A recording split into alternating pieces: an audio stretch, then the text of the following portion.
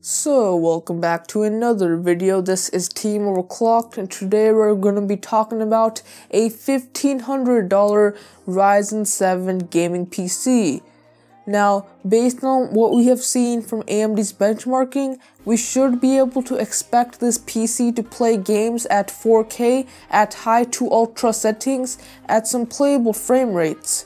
This is just a good guess to its performance, but we will see how this turns out once extensive benchmarking is released. But for now, let's get right into the PC build.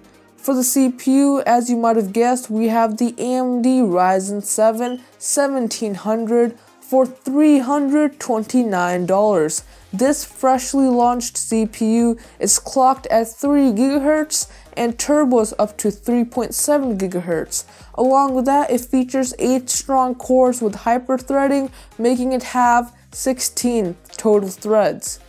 Now this means this should be able to handle all games at 1440p and 4K when paired with a good GPU, and should provide some really smooth live streaming and video editing performance as well due to the high thread count. For the motherboard, we went with the ASRock X370 Killer for $142. This is an ATX motherboard with 4 RAM slots, 6 SATA ports, RGB LEDs, along with support for SLI and Crossfire. You really are getting a lot with this motherboard, especially considering it has the X370 chipset, which should let you overclock the CPU very easily, and it should give you a lot of enthusiast level features. For the RAM, we have the G.Skill Ripjaws 5 16GB set for $95. This RAM set is a 2x8GB configuration clocked at 2666 MHz.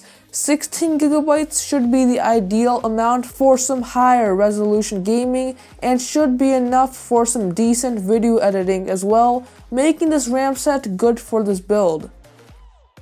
For the SSD, we have the AMD R3 480GB drive for $140. I couldn't leave this out once I found it, since it's perfect for an AMD themed build. Now this should let you store the OS, some important applications, along with a few games, which should reduce loading times for both gaming and when you're doing basic day-to-day tasks.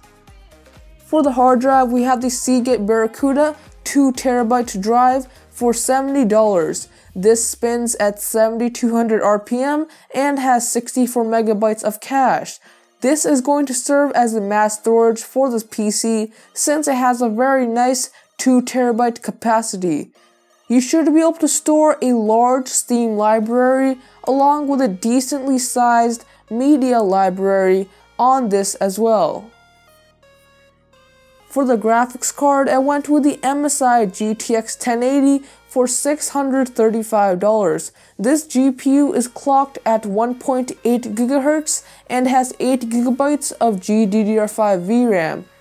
Although adding an NVIDIA GPU strays away from the AMD theme, this is a black and red version, so that's a plus. As you might have guessed, I picked the GTX 1080 because of its performance. This GPU is capable of gaming at 4K medium to high settings at some playable frame rates, which is some beastly performance. Now for the case, we have the NZXT S340 for $60. This is the black and red themed version and has a nice side panel window, a PSU shroud, along with some extensive cable management options.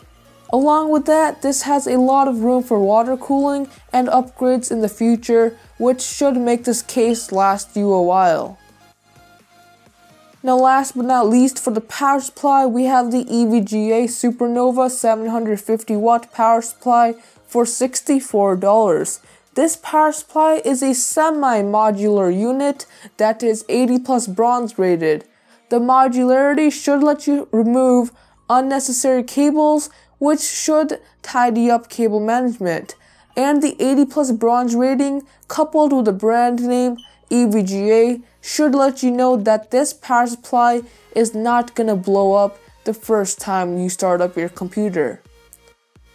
So yeah guys, that's all for today. If you want to look at this PC build, there's going to be a PC part picker link with all of these parts and their sources in the description down below. And yeah guys, that's all for today. If you liked the video, please go overclock the like button. If you didn't like it, please dislike this video and subscribe for more content like this. And I will see you guys in the next one.